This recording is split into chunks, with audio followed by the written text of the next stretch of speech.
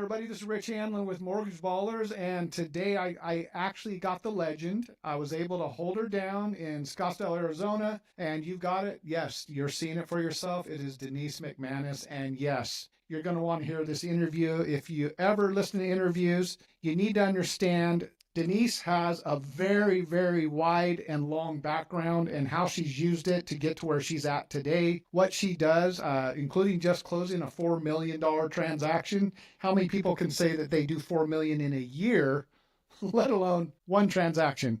By the way, if she'll explain it, probably multiple transactions, because when you deal in those kind of markets, you're maneuvering a lot of money at one time. Denise, thanks so much for joining me today. I appreciate it. I'm so happy to be here. I love this mortgage baller phenomena. I love that I'm here with you. So thank you for allowing me to do this with you. No, this is good. I'm glad I find you. You go 100 miles an hour, which is good.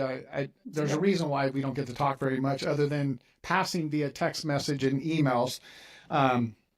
You're not one of the people like, I need to get you on the phone. I need to hold you down for an hour. It's like, I have a question. I need an answer now. I'm off and running. Your energy is off the hook. Tell everybody, how long you've been doing this? You've been doing this for eight years? You've been doing it for 30 years? How long have you been in the lending industry? So I started this in COVID year, 2020. And everybody told me it was crazy. It was by coincidence. I like to say I was really, really stinking smart.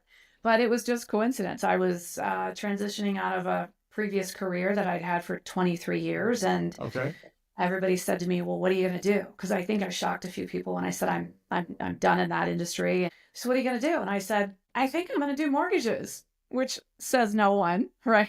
Right. Out of the blue, I'm going to go into mortgages. Yeah. No, like, sure you are.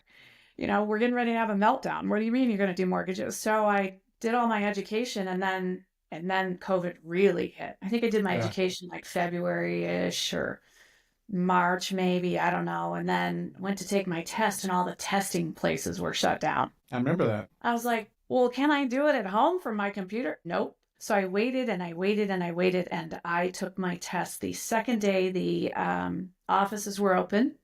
Because you could only have two people in a testing center. Right, because of distance and all that. Yeah, we had to be like 27 feet apart or something odd.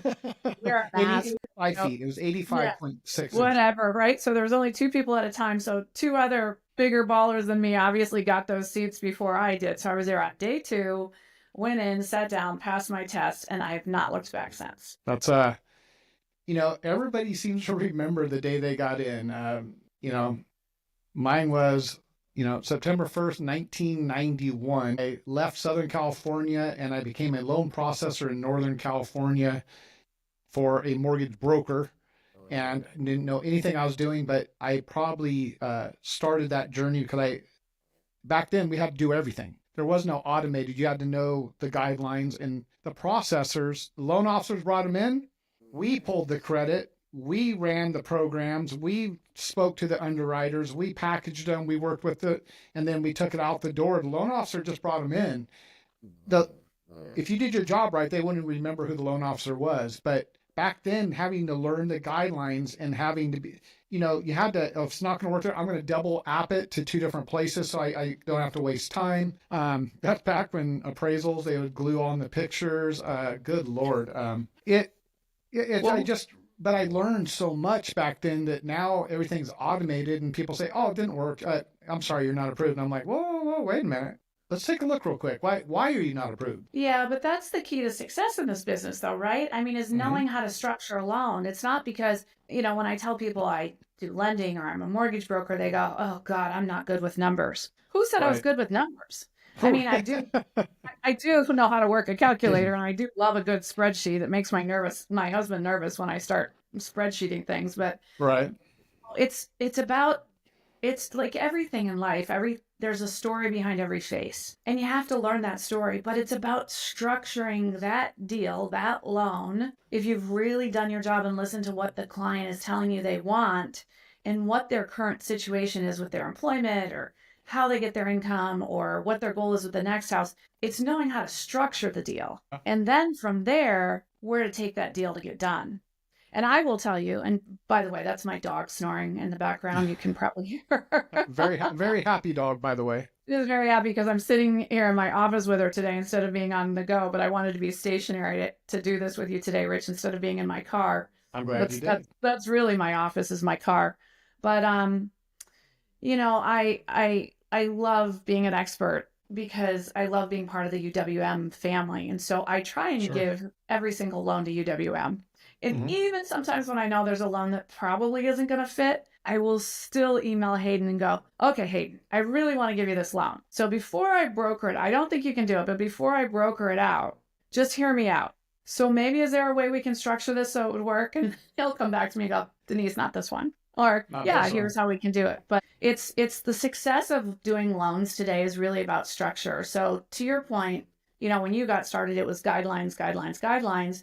And we do still have to understand the guidelines, but more than anything, it's listening to the client, figuring out the best structure for that loan, and then being aware of where you need to take that loan so that you get 100% approval rate. Nobody's got time for turn downs. No, I agree. It's the same energy. And you might have just answered this, but if you had to pick, what's the most favorite part of why you do what you do? Oh, gosh, that's easy. I make people happy every day. Like I know I used this analogy previously, but I feel like the FTD florist. A lot of times people will come to me and they've gone to other loan officers or banks, mortgage companies, and they no, I can't do this. Why did they say you can't do it? And they'll tell me why. And then I'll start asking more questions. And I'm like, sure. Well, if we structure it like this, we can do this. And so that in those first 10 minutes or 20 minutes of building that relationship and finding out what the turn down reason was, if there's a way to get it done, we can get it done, especially here at Xpert, because we have so many different outlets. Sure. And that's truly satisfying that it's rare that I have to say no to somebody. No, and it's people come to me and they say, this is what the outcome I want. And I'm like, well, you're not going to get that outcome, but I can make it still work, but it's going to come out just a little bit different this way, but I can accomplish what you want. You just can't do it the way not everybody fits through that conventional 3% down or FHA 3.5% down or zero down payment. And it's like, my job is to say, yeah, I can't quite get you that way, but what if we asked everybody for a little help, and for the next 2 months you say, could you have this much money by the time we close? And we go a 60-day escrow, I give you a little help, everybody kicks it in. I could make that happen. What is the reason why it's not working? And on top of it, I know how to help people's credit realistically of what I can move them. If I can get people to a 640, then I know I can get them FHA and or some type of FHA lookalike. But it's easier for me to take a person that it's like a 550 and work on and get them to a 640 than it is take a 640. No, I want the rate if you can get me to 740. And it's like, that's hard to get you from 640. I can get you in the house and you're going to pay a small premium for your rate, or we can go FHA and you're pretty much getting the same rate as a guy with an 800 score because they're not going to have the differentiation like conventional based on that score. And it's educating them that way, but you deal in some pretty big deals that the normal guidelines when you get into jumbo, especially super jumbo. Matter of fact, where did you take that $4 million deal? Where did you end up going? Lenture. Lenture. And I did it. Okay. I did with Lenture, and it was a pretty smooth process. Okay. We have a really good AE there. She was on this deal, as most AEs would be, right? I was from on the whole, right. makes or breaks drop everything. Yeah, there makes or breaks their quarter, let alone their month. Yeah, so that's a good month. We have a good rep there. It was a pretty smooth process, but the reason I chose Lenture is because, again, it was a multi-part loan, and I needed a bridge on a departing residence to make it work. So Okay. Lenture has a pretty good bridge. And also, by the way, as most people who are buying $4 and $5 million houses, they're self-employed. Of course. So I could do 1099s or I could do bank statements. So I had to go with a company that had a bridge that would allow alternative documentation for income. So that's why I took it to Lenture. So again, that's why, understanding not just the guidelines, but who can do what in a different way. I do a lot of bridge loans. That's kind of become a specialty of mine this past year.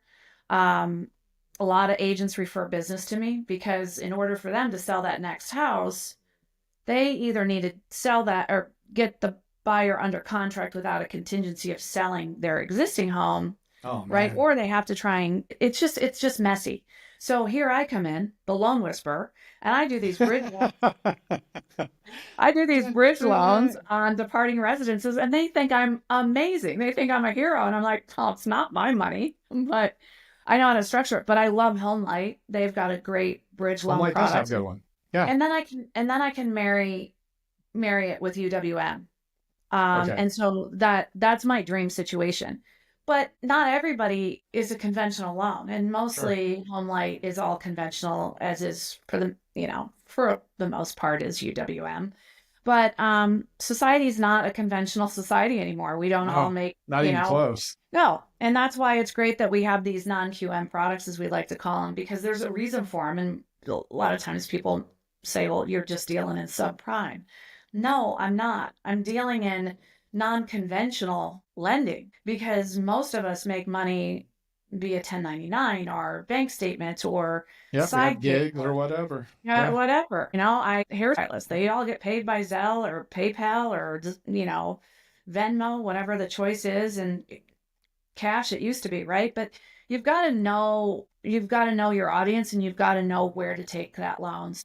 Yeah, it But I, works great. Works great with it was a 3-week deal, by the way, wow, with that's Lex. awesome. Yeah. What I've learned over the last, 10 years with my higher end people, dealing in those kind of number one, though, hey, I'm buying a $5 million house, but I need a $800,000 loan. The rest is all cash. I run into that. And then the other thing I run into is, Which is not a bad thing, by the way, right? not bad. It's just, I don't, people are like, oh my gosh, are you going to get a $5 million deal? No, because they're putting 4.2 million down. That's more of my California people. But I also run into really smart people on their taxes, and they have investments that create front end depreciation, and it wipes out all their income. So there's no taxes.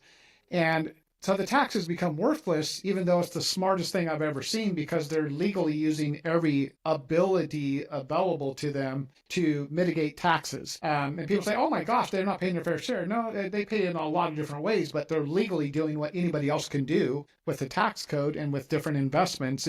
Oil and gas, you can write off 86% the year of the investment. So you get an investment out of it and you get a huge write-off. So there's great things you can do. But when I get to that point, if I need to qualify for something, you're right. It's like, okay, thank God for DSCR loans if I want an investment property. Love them. But owner occupied, I have 4 corporations, like 1099, W-2, K-1s. Yeah, do you think I did an SBA loan on our commercial property here, and they had to see everything. And I thought, I will never do this again. I would rather pay a 0.5% higher in rate and be done in 2 weeks than ever have to give this much paper. My corporate tax returns are like 2,000 pages long because there's 44 state tax returns in with the federal. And they like, oh, I don't want to see the state. Well, everything kind of comes together. So now I got to take it and pull it all apart. The time and energy and the exchange of how much you make per hour versus what you're trying to do, I'm already losing. So there comes a point, and this is true of anybody. I don't care if you work at McDonald's, if you can get something done for cheaper, you invest back into your time so that you can do the things that bring you more money and raise up your value, so that you can do a $4 million loan and or have the time to bridge 3 loans together to make one. Most people would not be able to do the deal that you just did. They would have said, wait a minute, how does a bridge work? And can I do both of them? What's this Lyncher place? How do they work? Am I really going to tell this quazillionaire that I'm going to do a bank statement loan? How are they going to treat me? And believe it or not, those people, they can see you a mile away because they're business-minded people. And if you don't know what you're doing, they're going to burn you in 2 seconds before they start handing you and letting you look at all of their stuff. There's a trust there that they're dealing with somebody of like mind. They don't just hand that stuff over to any rocket, loan officer who's making minimum wage plus a small commission that rents a house on the weekend. They might get tricked once, but typically they know how to ask the questions the second and third time. They don't mess around. You're 100% correct with that, Rich. And I was so honored that he trusted me with this loan because he could have gone to anybody, honestly. Sure. He's got a lot of options, including his, private banker. Sure. But he was smart enough to know that his private banker wouldn't be able to put together a deal like this. Okay. And for the most part, I mean, when you're talking to borrowers of this ilk or income level, they don't want to tie up their assets at their brokerage shop to borrow against it, or I know what you're talking it about. it, Yeah. it seems like a good idea on the surface, right? But they don't really want to tie up their assets. They want simple and clean. I did have a client one time who had about a 2,000 page tax return. Not only was I saving myself, but I was saving him because I knew, I could tell by his personality already, and he had 5, 6, 7 companies, and he was also an attorney. He did not want to roll out 2,000 pages of tax returns.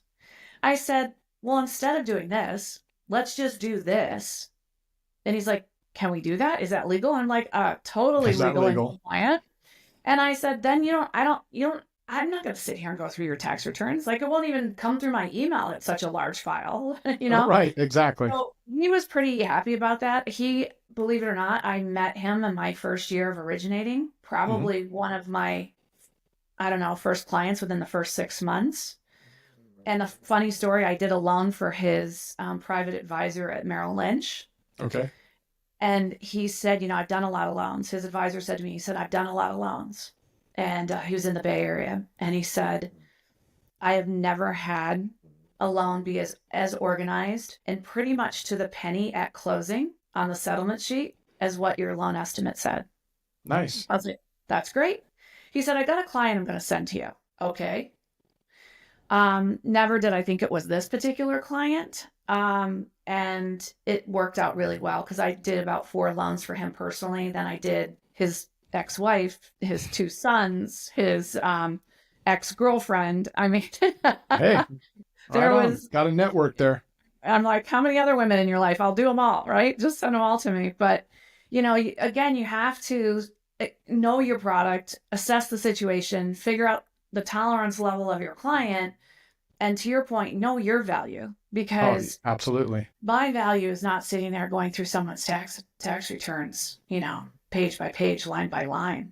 I agree. I go right to the adjusted gross income line. And if there's, depending on what's there and how many pages we have and how many questions we're going to have, it means if I need to go to next or not. Sure.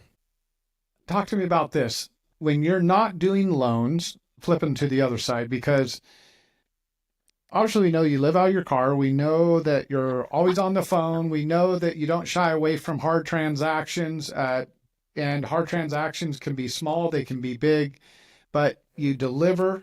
But when you're not doing that, when you finally get a chance to check out and just be Denise, what kind of things do you do in your spare time, in your time? Yeah, so that includes my family. Okay. I have 3 kids. They're all amazing, and they're ages 19 to 25. Okay. Uh, all doing great. They think I'm nuts, right? Because I'm just, from the time they were little, they just remember me working all the time. But Sure. thank God for my husband, because he really pulls me back into reality and says, okay, you need to close your computer.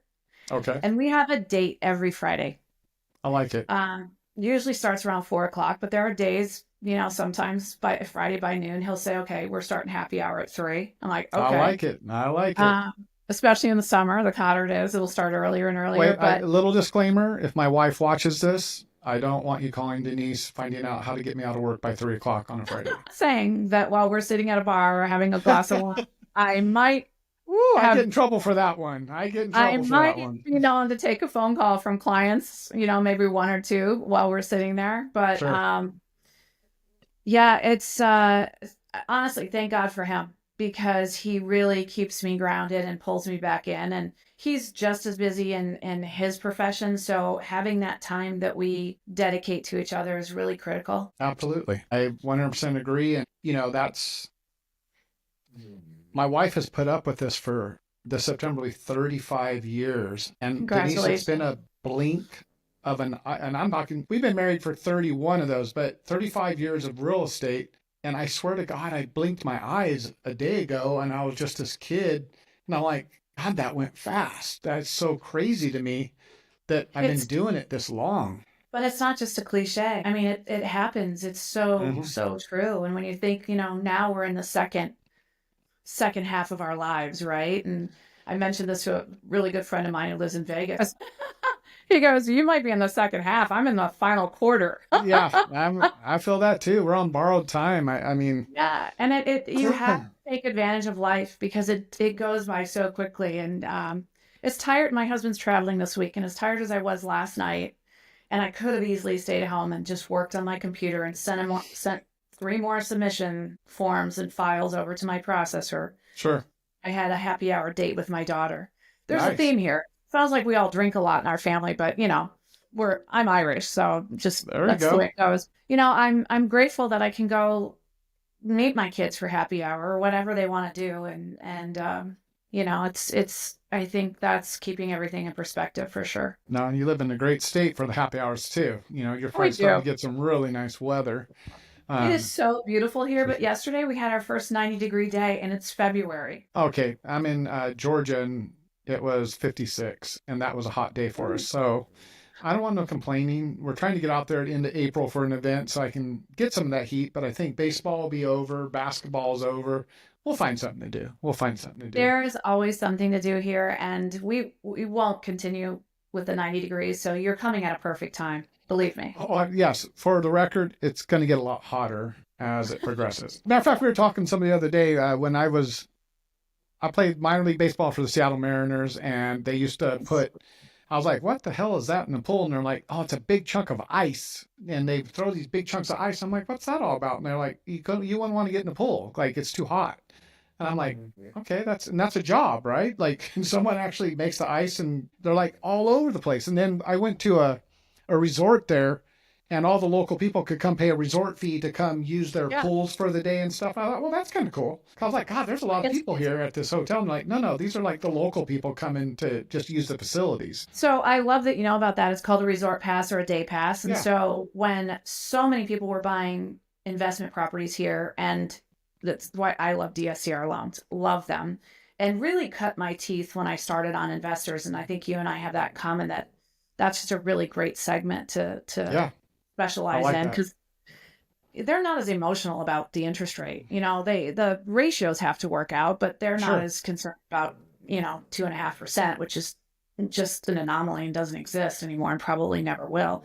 Sure. But all my investors wanted to buy homes only with pools. Okay. Well, because they could rent it for more. I'm like, here's what you do. If you're going to short-term rental this, you buy a day pass, you buy a resort pass, you include it as part of the package if it's a short-term rental. People love this. They can resort hop, right? Because if you buy a $50 a day pass, it's good for like maybe 8 or 10 different resorts. Okay. So how fantastic is that? I'm not laying in my own backyard every day. I get to go have Javier serve me Right. at a different pool every day. There's nothing wrong with this. Well, I'll tell you a true story. I was at the Phoenician, if I remember the name of it, beautiful hotel. And Love I it. was sitting outside at their bar overlooking their 8 pools. My wife and I are looking, and they're like running. And I'm like, why is everybody running? They're like, oh, we're going to need you to come inside.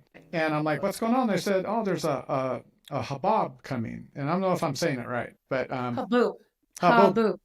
And I'm like, what the hell's that? And they said, look. And they pointed way out there.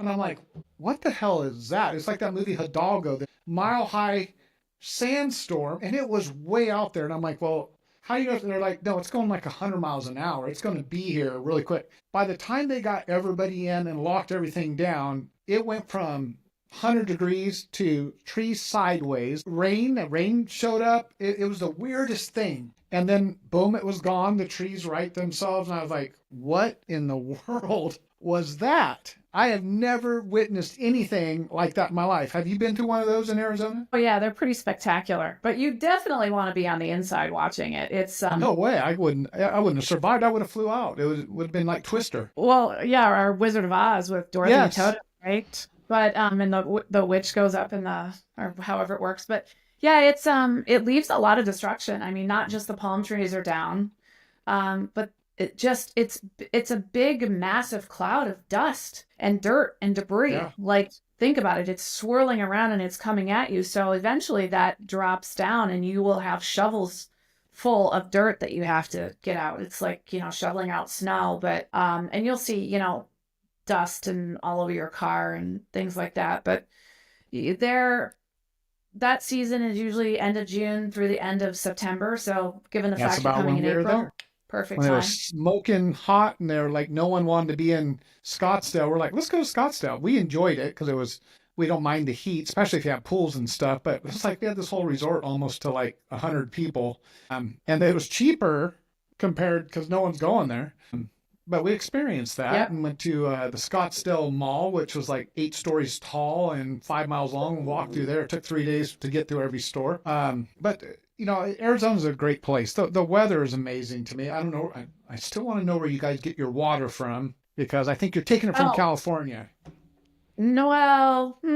So it's from the Colorado River, and California gets Okay. theirs from the Colorado as well. So it's part of Sure. that treaty. We just, as a state, didn't negotiate well. We're like last on the list of getting the water. So California takes up so much. Yeah.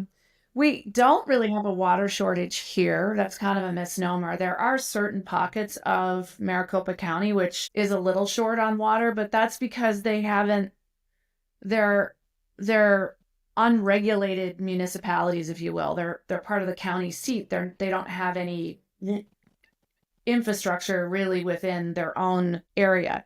So they Sure. would build what they called wildcat subdivisions. If you had a lot or a piece of land, there was no regulation on, well, you could only have a house every 11,000 feet or something like that. It was, you got a piece of land, you want to put 4 homes on it, go ahead. Well, nobody thought we should probably check to make sure that the water table or the wells here can substantiate 4 houses on that piece of land. Mm-hmm. So that's kind of where they got in trouble. But I think they've got, that was in a little place called Rio Verde, which is beautiful. Lots of new construction out there. And for the most part, I think they've got that all figured out. Good. Good. He's someone who's sitting on. I have 2 questions, and you can answer them back to back. One is going to be for Sure. the average person out there that just says, what, I've been sitting on the sideline for 3 years, and the economy is, I don't know where it's going. I want you to tell me your thoughts on that borrower. What would you say to them? And then I want you to talk about, there's going to be loan originators here. I shared with you 623 loan originators, the bottom 300, and I don't mean that mean, but they look up to the top and they say, how do you wake up in the morning and do what you do? Now, you don't have to give away all your secrets, but what is your mindset? What is your mentality? Is it a personal goal setting? Is it, are you crazy and you just workaholic? I mean, talk There's to that. both those things. Yeah. Talk to both of Yeah, those so type of people. I definitely am a little crazy, but not obsessively so. When I do something, Rich, I go all in.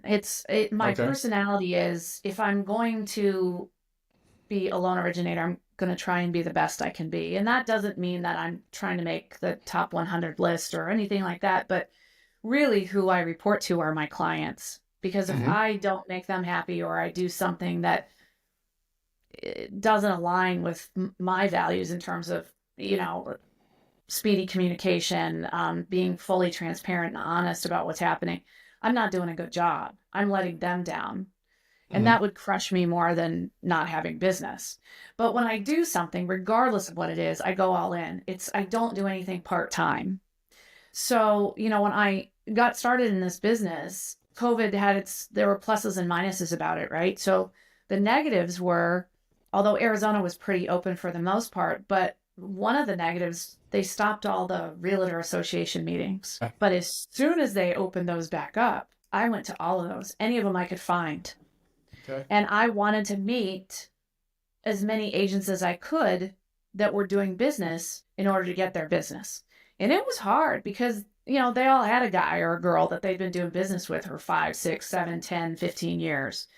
And my subtle pitch to them was, they might be really busy, or they might not know how to do this. Give me a shot. And then before you know it, they started sending me business. And then once one transaction was successful, then I would get another transaction.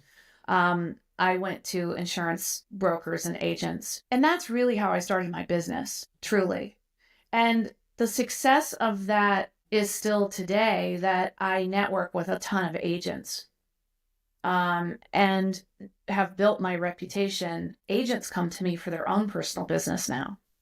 That's a There's not, testimony right there. Good job. yeah, there's not a time that I don't go speak in front of a group of agents that someone will either come up to me quietly afterwards and hand me a card, or they say, would you be available for a phone call later? And they're asking me about their own situation. Mm-hmm. I don't think a month goes by, honestly, that I am not doing at least one loan for an agent somewhere. I'm licensed, I think, in 6 or 7 states That's individually right. now. Multiple states. Yeah, and that's really helped. A lot of my business initially came from California. I don't get as much from California. Everything ebbs and flows, but I never wanted to be able to say no to anyone if someone came to me. Again, maybe it's that I'm a control freak. I don't think it is. My husband might differ with that opinion, but I never wanted to give up my loan to somebody else and trust that they would do as good a job as I would just because I wasn't licensed in that state. I get Washington, Utah, Arizona, of course, is my big state because it's my home state. Florida, I used to do a ton of business in Florida. Yeah. Texas is a great state. And if you're going to be licensed in multiple states, you really have to understand the nuances of those states. They all have different little nichey things about closing. Wet state, non-wet state, community state, non-community state. I mean, community property when I say that. Attorney state. Florida's an attorney state. Know that because it's going to add fees on your closing that you're not expecting. The one I hate is Texas, and that little survey they got to do at the end, and it's always done at the end. They say, "Oh, well, who's paying for that?" Right. Isn't that Where's like the survey?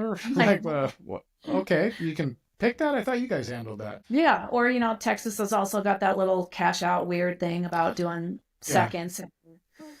It's so again, know your state. If you're gonna do business there consistently, know the state regs. Don't just take the education and think I don't need to know this. You really do need to know it. Yeah, there's definitely Texas just keeps coming up because there's some nuance there.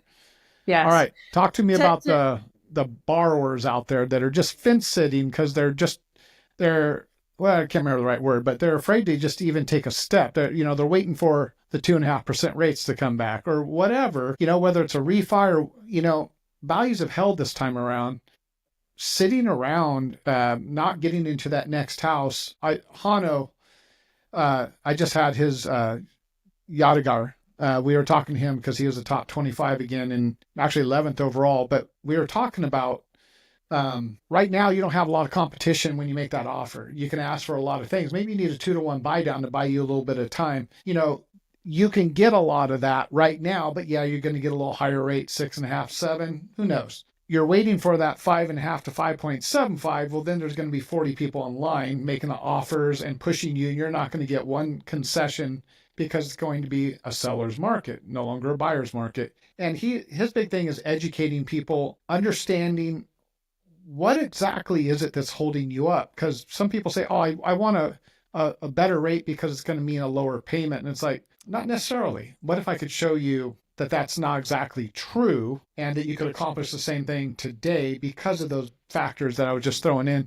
And it was interesting. He was getting ready to do some social media specifically geared towards that. But what are your thoughts on all that? I think that's critical. And what I spend a fair amount of time on, as we all should, is educating not just the consumer, but agents, because I can write a pre-qual and put on the pre-qual that, we would like seller concessions for a rate buy down.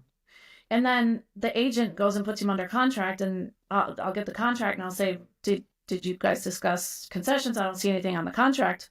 Oh, no. But does he need it? And I said, well, no, he doesn't need it, but this is what he would like to have. And this is kind of what he's planning on because we had this conversation. So I can't stress that how important that is to be really involved when one of your clients is making an offer. If I talk to clients, though, and the second part of this is, and they are all waiting for the market to crash and foreclosures to start happening, and I still hear that every day. Is the market starting to soften? I think I'll just wait for a foreclosure. I mean, You and everybody else. yeah, I get the foreclosure list, twice a month. It's published here in Maricopa County in Arizona. I can get it for all counties, but I get those lists and I go through it, and I'm trying to see who's on there and if there are any good properties. I mean, it literally takes me 2 minutes to not even Sure. probably 20 seconds because there's less than 30 on there and most of the junk is junk. It's interesting though, when I see some of it, they're loans that they've had since 2007, still some neg am loans that they just never got out of. And, during that low interest rate period that we went through in 2020 through 2022, it worked for them. Values are not dropping. And that's the thing. Do you want to get into the housing market now at this price, at this interest rate? And I can show you how to save money and get 5% your first year, 6% your second year, 7% your third year when it's, you're at your full rate. Or do you want to wait 3 years and still only be at 6%? Because the days of us being at 3, 4, 2, forget about it. I mean, it's an anomaly. The average 30-year rate over 50 years is 7%.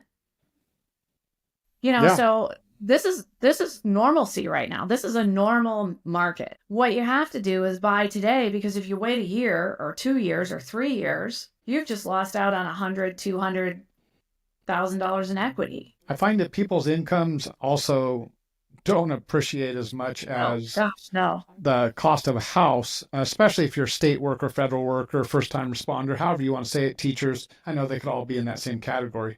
But those wage earners do not increase at the same speed that the cost of real estate. And so by not getting in, and then now we have some different states like Florida saying, you know what, we're going to try and get rid of property taxes. Hey, I don't know if that can be done, but property taxes in general have gone up a lot when you go state by state, but that's how they make their revenue. But if they don't need the revenue, that could be a huge thing because insurance is now becoming an issue, especially in certain areas. So something's got to give here, right?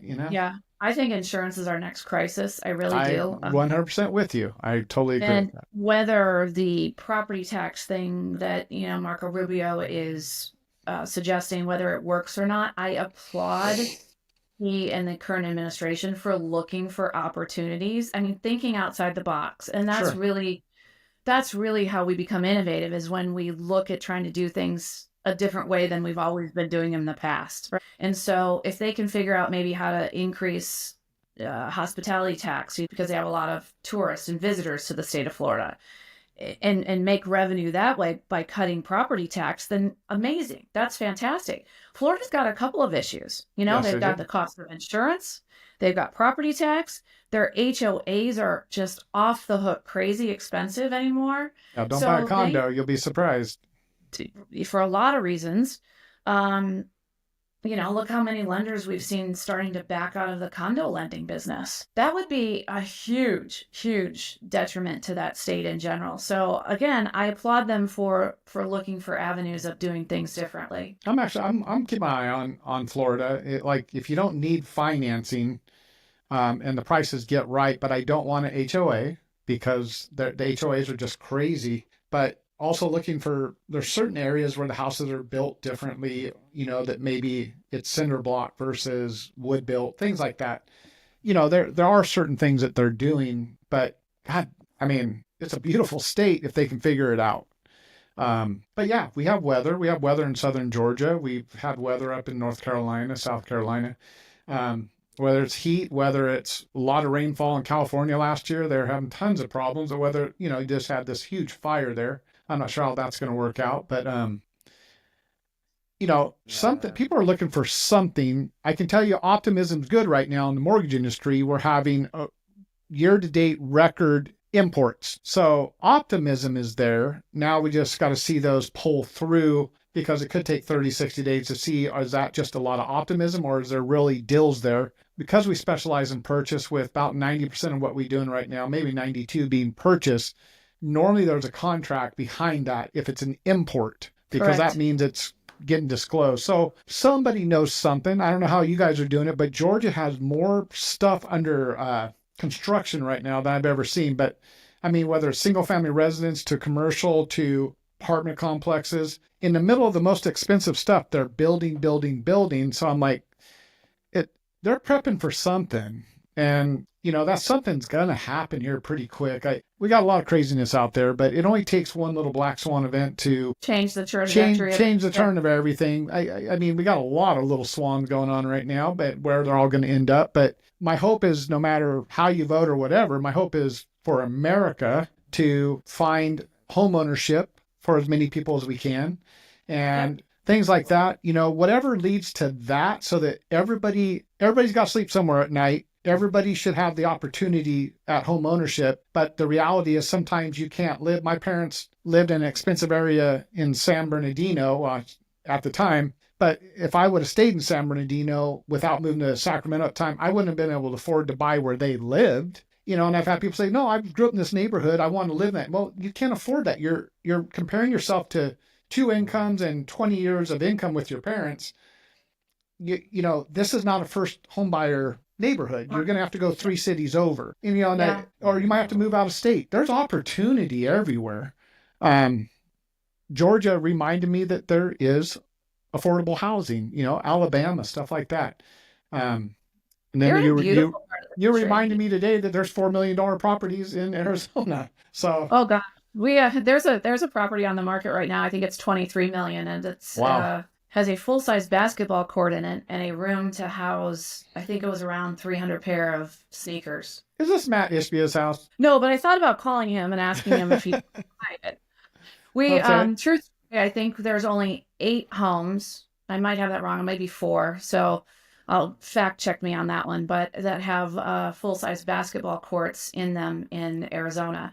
And few of them are in Scottsdale. I was at a $10 million listing last week in Ahwatukee. My office has that listing, and that has a basketball court in it as well. So, yeah, I mean, just depending on what your price range is, you can get whatever you want. That's crazy, because you got to put ACs on that stuff too, where you guys are at.